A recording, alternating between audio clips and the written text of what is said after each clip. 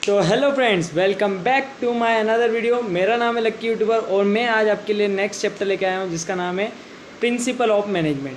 Previous chapter मैंने already complete कर दिया है। अगर आपने अभी तक वो वीडियो नहीं देखा है, आप मेरे चैनल पर नए हैं तो प्लीज़ जाकर वो वीडियो पहले देख लें।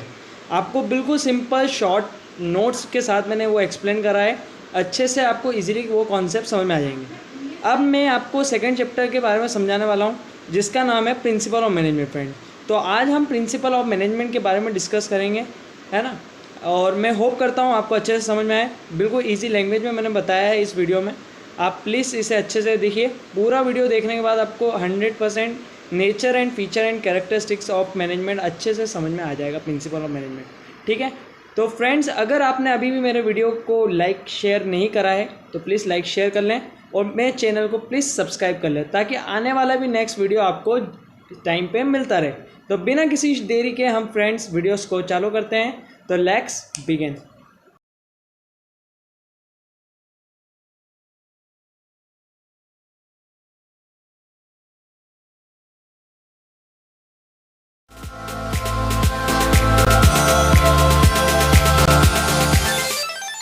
हाँ तो फ्रेंड्स, बेहतरीन शुरुआत करते हैं नेक्स्ट नए चैप्टर की जिसका नाम है principle of management. Previous chapter मैंने ऑलरेडी डिस्कस करा था, nature and significant of management. अगर आप मेरे यूट्यूब चैनल पे नए हैं तो प्लीज़ जाकर वो पहले वीडियो देख लें ताकि आपको वो चैप्टर के बारे में भी अच्छे से एक्सप्लेनेशन मिल सके, है ना। बढ़िया तरीके से समझाया है, शॉर्ट नोट्स में समझाया है फ्रेंड। अब आज जो हम पढ़ने जा रहे हैं प्रिंसिपल ऑफ मैनेजमेंट समझ रहे हैं। सबसे पहले हमें ये समझना जरूरी है प्रिंसिपल्स क्या होता है। तो प्रिंसिपल वो स्टेटमेंट है, वो फंडामेंटल ट्रूथ है जो हेल्प करता है मैनेजर को कॉज एंड इफेक्टिव रिलेशनशिप बनाने में ऑर्गेनाइजेशन में। यही क्या कहलाता है, प्रिंसिपल ऑफ मैनेजमेंट कहलाता है। अगर मैं अच्छी डेफिनेशन की बात करूं और सिंपल डेफिनेशन की बात करूं, पहले तो इसका आप ये फ़ोटो क्लिक कर लीजिए। अगर आपके सामने सिर्फ प्रिंसिपल्स, अगर आप यहां से स्टार्ट करते हैं तो आपको अच्छे नंबर्स मिल सकते हैं ना। तो अब हम शॉर्ट डेफिनेशन देखते हैं। मैनेजमेंट प्रिंसिपल आर फॉर्म्ड, जो मैनेजमेंट प्रिंसिपल है वो बनाए गए हैं, एक जनरल गाइडलाइन बनाई गई है। क्या बनाई गई है, एक general guideline for decision making, ताकि हम डिसीजन ले सकें। And behaviour of the manager, manager के बिहेवियर मेंटेन हो सके, मैनेजर को हेल्प कर सके डिसीजंस लेने में। शॉर्ट डेफिनेशन है, सिंपल डेफिनेशन है, इसे ज़रूर आप नोट कर लीजिए या इसका स्क्रीनशॉट लेकर रख लीजिए ताकि आपको एग्ज़ाम वाले टाइम कोई प्रॉब्लम नहीं आए। मैनेजमेंट प्रिंसिपल जो बनाए गए हैं, फॉर्म किए गए हैं, मतलब एक जनरल गाइडलाइन है, हेल्प करती है मैनेजर को डिसीजन लेने में। यही क्या कहलाता है, मैनेजमेंट प्रिंसिपल कहलाता है। सिंपल सी डेफिनेशन है फ्रेंड्स, ये नोट कर लीजिए जल्दी से। अब आगे बढ़ते हैं अपन वीडियो में। तो मैनेजमेंट प्रिंसिपल को अपन कंपेयर करेंगे प्योर साइंस प्रिंसिपल से, मैनेजमेंट टेक्निक से। तो फर्स्ट पॉइंट आता है मैनेजमेंट प्रिंसिपल वेरी फ्लेक्सिबल, अलग अलग कंडीशन में अलग अलग जगह अप्लाई किए जाते हैं, इसलिए वेरी फ्लेक्सिबल होता है मैनेजमेंट प्रिंसिपल। सेकंड आता है अप्लाइड विथ क्रिएटिविटी, कहीं ना कहीं क्रिएटिविटी के साथ अप्लाई की जाती है ये प्रिंसिपल, इसलिए मैनेजमेंट प्रिंसिपल कहते हैं। थर्ड आता है की pace change in environment, environment में कहीं ना कहीं क्या होता है, इनके चेंजेस किए जाते हैं, जैसे कोई इफेक्ट्स होते हैं तो उसके हिसाब से चेंजेस ले लाए जाते हैं। फर्स्ट आता है प्योर साइंस प्रिंसिपल में रिजिड होते हैं, लिमिटेड होते हैं। सेकंड साइंटिफिक प्रिंसिपल पर डिपेंड होते हैं। थर्ड साइंटिफिक प्रिंसिपल चेंज नहीं होते टाइमिंग के साथ। मैनेजमेंट टेक्निक सीरीज और स्टेप्स पर डिपेंड है। सेकंड आता है मैनेजमेंट टेक्निक लेस फ्लेक्सिबल है, कम अंडर कंडीशन में चेंजेस होते हैं। Third values are guideline for human behaviour, ये गाइडलाइन है ह्यूमन बिहेवियर के लिए।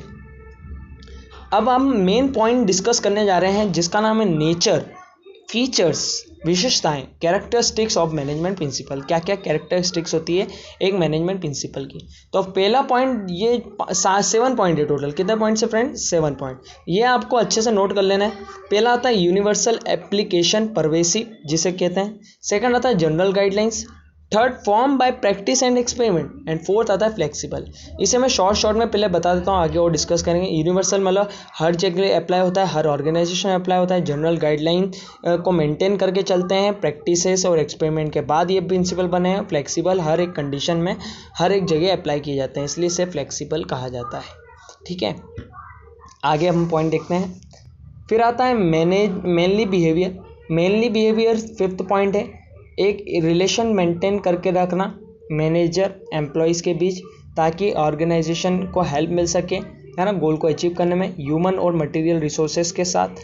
ठीक है, तो ये आपका मेनली बिहेवियर होता है। कॉज इफेक्टिव रिलेशनशिप आइडियाज़ लाना, नॉलेज लेना, है ना, और बदले में आउटपुट लेना। कॉन्टिजेंट टीम वर्क के साथ काम करना, यही कॉन्टिजेंट होता है। अगर एक टीम नहीं होगी तो ऑर्गेनाइजेशन कैसे चलेगी, यही आपका कॉन्टिजेंट कहलाता है। एक एक प्रिंसिपल अपन एक एक के नेचर एंड फीचर्स हम एक एक करके अच्छे डिस्कस करेंगे। अगर ये 7 पॉइंट आपके एग्जाम में आ रहे हैं फीचर्स नेचर के बारे में, तो ये अगर आपने लिख लिया, इसके थोड़े बहुत बारे में पॉइंट्स में अच्छे से डिस्कस कर दिया, तो आपके अच्छे से अच्छे नंबर बन सकते हैं। तो हम अब आगे एक एक करके पॉइंट डिस्कस करेंगे फ्रेंड्स।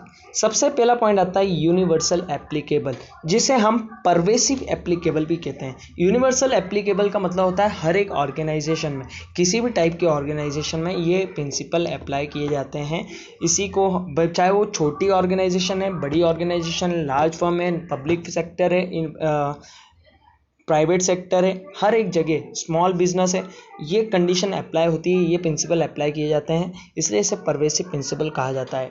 किसी भी टाइप के ऑर्गेनाइजेशन हो, अगर आप इतना सा पॉइंट लिख के आ जाते हैं ना, आपके अच्छे नंबर बन सकते हैं इसमें, कि हर टाइप के ऑर्गेनाइजेशन में अप्लाई किए जाते हैं, इसलिए इसे परवेसिव भी कहा जाता है। और ये स्मॉल साइज बिजनेस ऑर्गेनाइजेशन में भी अप्लाई हो सकते हैं और लार्ज साइज ऑर्गेनाइजेशन में अप्लाई किए जा सकते हैं। ठीक है। अब सेकंड पॉइंट आता है जनरल गाइडलाइन। जैसे कि मैंने स्टार्टिंग में कहा था, मैनेजमेंट प्रिंसिपल एक गाइडलाइन है ताकि मैनेजर को हेल्प मिल सके डिसीजन लेने में, लेकिन ये कोई रेडीमेड सॉल्यूशन नहीं बना है ना, कि हर एक प्रॉब्लम आप इसकी हेल्प से सॉल्व कर सकें। ये बस एक स्टेबिलिटी है, एक टाइम पीरियड देता है ताकि आप उसमें क्या कर सकें, एक गाइडलाइन को फॉलो कर हेल्प कर सकें डिसीजन लेने में। अब वो आपकी प्रॉब्लम है अगर आप उसे डिले कर रहे हैं, लेट कर रहे हैं, ठीक है, तो यही क्या कहलाती है, आपकी जनरल गाइडलाइन कहलाती है। और उसका बेस्ट एग्जांपल है, for example the principle of stability of tenure consist a stable time period to employ to settle down. How much time period given, 6 months, 1 year, etc. Vary from company to company. तो ये बहुत important point होता है general guideline जो है manager की, लेकिन ये रेडीमेड सॉल्यूशन नहीं देता है किसी भी चीज़ का, है ना। थर्ड आता है form by practice and experiment. ये डीपली रिसर्च, है ना, और अच्छा एक्सपेरिमेंट करने के बाद ये मैनेजमेंट प्रिंसिपल तैयार किए गए हैं। They are not develop overnight, ये एक रात में तैयार नहीं किए गए। इसका प्रॉपर ऑब्जर्वेशन किया गया है, इसमें एक्सपेरिमेंट किया गया है, फिर इसे कंडक्ट किया गया है, डेवलप किया गया है और बाद में इम्प्लीमेंट किया गया है, और इवोल्यूशन नेचर के साथ चेंज होने के हिसाब से उसे बनाया गया है कि हर एक कंडीशन में ह्यूमन बिहेवियर के साथ इंटीग्रेट होकर ये चल सके। तो ये form by practice and experiment है। डीप एक्सपेरिमेंट ऑब्जर्वेशन के बाद ये प्रिंसिपल डेवलप किए गए हैं, फॉर्म किए गए हैं। तो ये बहुत इंपॉर्टेंट पॉइंट था आपका।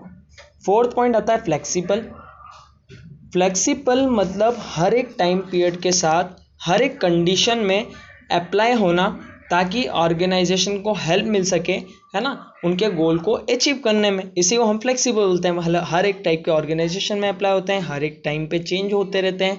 ऑर्गेनाइजेशन में जो भी चेंजेस आ रहे हैं, एनवायरनमेंट में जो चेंजेस आ रहे हैं, उसके हिसाब से ये अप्लाई हो सकते हैं, फ्लेक्सिबल है, इसलिए इसे फ्लेक्सिबल कहा गया है। बहुत इंपॉर्टेंट पॉइंट है। Management pervasive principle can be applied different under different condition. हर एक कंडीशन में अप्लाई किए जा सकते हैं। Some changes can be made in application of principle according to the requirement of the company.